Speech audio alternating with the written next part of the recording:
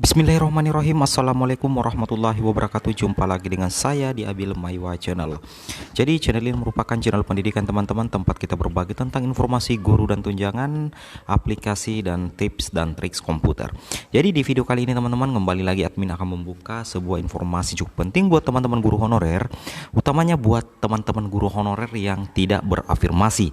Jadi saat ini ada aturan baru P3K yang secara otomatis itu jika kita artikan atau kita logikakan itu membuka peluang teman-teman. Sebenarnya jika kita artikan aturan baru P3K dari Menpan RB, itu sangat membuka peluang bagi teman-teman guru honorer, yaitu yang tanpa afirmasi untuk bisa lolos P3K di tahun 2021 seperti itu. Jadi ini semacam angin segar buat teman-teman guru honorer yang tidak mendapatkan afirmasi di seleksi P3K kali ini.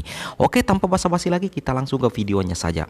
Jadi yang pertama yang harus teman-teman ketahui adalah untuk persyaratan pelamar yang dapat melamar sebagaimana di P3K jabatan fungsional guru pada instansi daerah tahun 2021 itu terdiri atas 4 kategori teman-teman ya. Ini di pasal 4 di bab 2 persyaratan pelamar yang bisa melamar di P3K jabatan fungsional guru pada instansi daerah. Yang pertama THK 2, yang kedua adalah guru non ASN yang terdaftar Dapodik, yang ketiga adalah guru swasta yang terdaftar Dapodik dan lulusan PPG atau fresh graduate.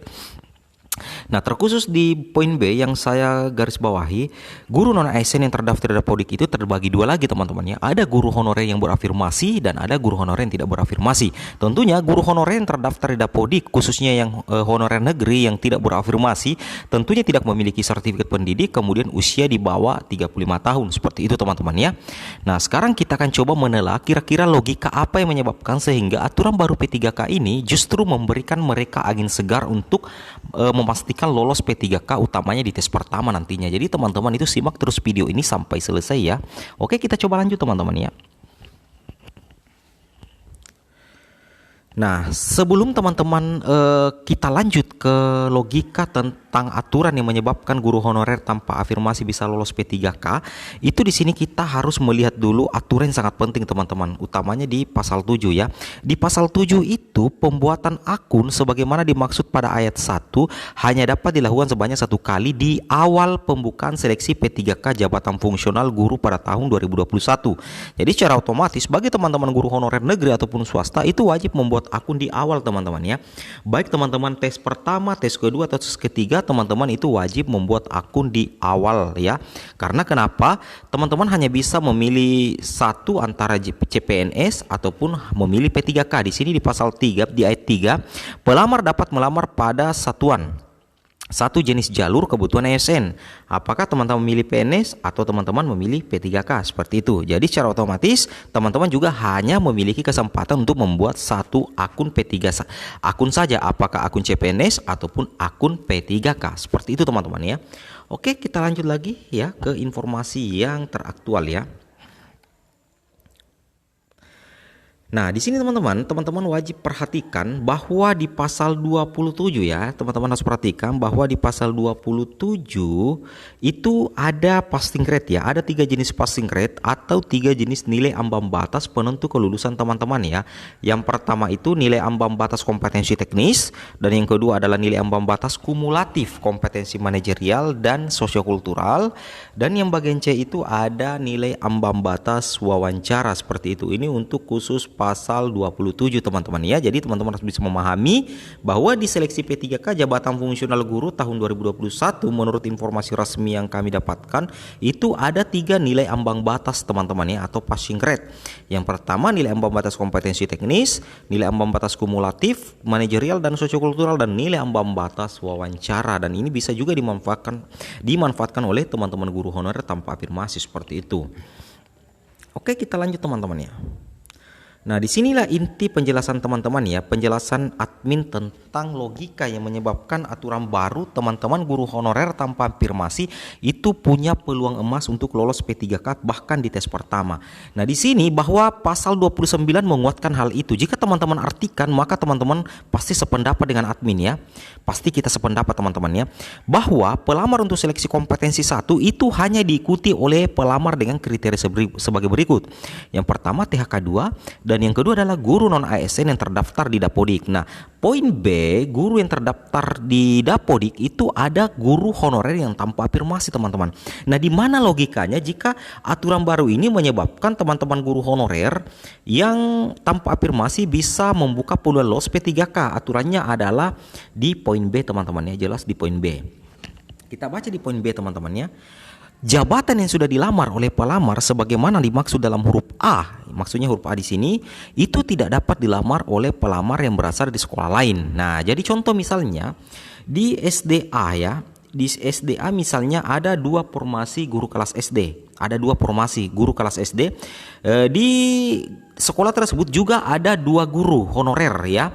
1 guru yang berserdik dan 1 guru yang tanpa afirmasi.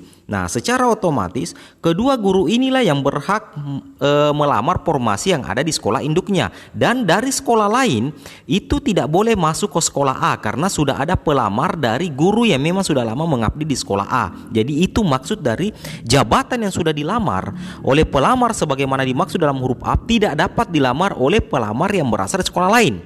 Sehingga guru honorer yang tidak memiliki serdik tadi alias tidak memiliki afirmasi bisa tenang-tenang saja dites di sekolah induknya karena yakin bahwa tidak akan ada guru honorer dari sekolah lain yang masuk ke sekolahnya karena formasi ada 2 sedangkan guru honorer juga ada 2. Jadi betul-betul apa yang harus dilakukan oleh teman-teman guru honorer tanpa afirmasi adalah hanya berjuang untuk dirinya sendiri alias betul-betul bagaimana caranya mereka itu lolos passing grade seperti itu. Karena aturan bagian B, poin B ini sangat menguntungkan mereka. Dalam hal kebutuhan PPK tersedia di sekolah tempat pelamar mengajar saat ini, pelamar wajib mendaftar di sekolah tersebut karena sertifikat pendidik atau kualifikasi pendidikan sesuai. Nah, jabatan yang sudah dilamar oleh pelamar sebagaimana dimaksud dalam huruf A itu tidak dapat dilamar oleh pelamar yang berasal dari sekolah lain, teman-teman ya. Jadi betul-betul sangat menguntungkan bagi teman-teman guru honorer yang tidak memiliki sertifikat pendidik. Nah, saya kasih contoh lagi satu, teman-teman ya. Admin kasih contoh satu lagi sebelum kita akhiri video ini. Contohnya misalnya di sekolah M ya. Di sekolah M misalnya, anggaplah di sekolah M ada formasi 3. Ada formasi 3 untuk guru kelas. Sedangkan guru honor yang ada di sana adalah 4 ya. Ada 4. Nah, sedangkan 1 di antaranya itu tidak linear ijazahnya, sedangkan 3 guru honorer lainnya itu linear ijazahnya. 2 di antaranya itu tidak ada afirmasi ya. Jadi 2 guru honorer di sana tidak memiliki afirmasi. Nah, secara otomatis guru yang tidak memiliki afirmasi ini bisa tenang ya, bisa tenang karena ada 3 formasi, sedangkan 1 temannya ini tidak linear, berarti harus mencari sekolah lain, sedangkan 3 lainnya bisa mengisi formasi yang ada di sekolah induk lain, di sekolah induknya. Sedangkan guru yang dari sekolah lain itu tidak bisa masuk ke sekolah M karena dengan asumsi sudah ada guru yang bersangkutan di sekolah tersebut yang mengisi 3 formasi guru kelas yang ada di sekolah M. Jadi secara otomatis 2 guru yang tidak berafirmasi ini otomatis punya peluang besar untuk lolos P3K karena tidak akan dicampuri oleh guru dari sekolah lain. Seperti itu. Baik guru yang berserdik itu tidak bisa masuk ke sekolah M karena formasinya memang sudah cukup dan diperuntukkan untuk guru honorer yang ada di situ. Nah, admin dari mana dasarnya mengatakan seperti itu? Admin melogikakan di sini, teman-teman. Poin B, pasti teman-teman juga sependapat ya. Di poin B ini kita logikakan seperti itu, bahwa jabatan yang sudah dilamar oleh pelamar sebagaimana dimaksud dalam huruf A tidak dapat dilamar oleh pelamar yang berasal dari sekolah lain. Nah, jadi guru honorer dari sekolah lain tidak bisa masuk ke sekolah tertentu jika memang ada formasi dan ada guru honorer di sana yang linear dan bisa mengisi formasi tersebut. Beda lagi kalau ijazah dari guru honorer tersebut tidak linear, maka bisa diisi oleh guru dari sekolah lain yang linear dengan ijazah yang ada di sekolah tersebut. Seperti itu, teman-teman ya. Nah, seperti itu penjelasan saya dan cukup realistis dan cukup masuk akal jika kita berdasarkan di pasal 29 tepatnya di ayat B. Ya, ayat 2 poin B seperti itu. Oke, teman-teman, mungkin cukup sampai di sini video informasi saya. Semoga video ini bermanfaat. Jangan lupa like, comment, dan subscribe. Assalamualaikum warahmatullahi wabarakatuh.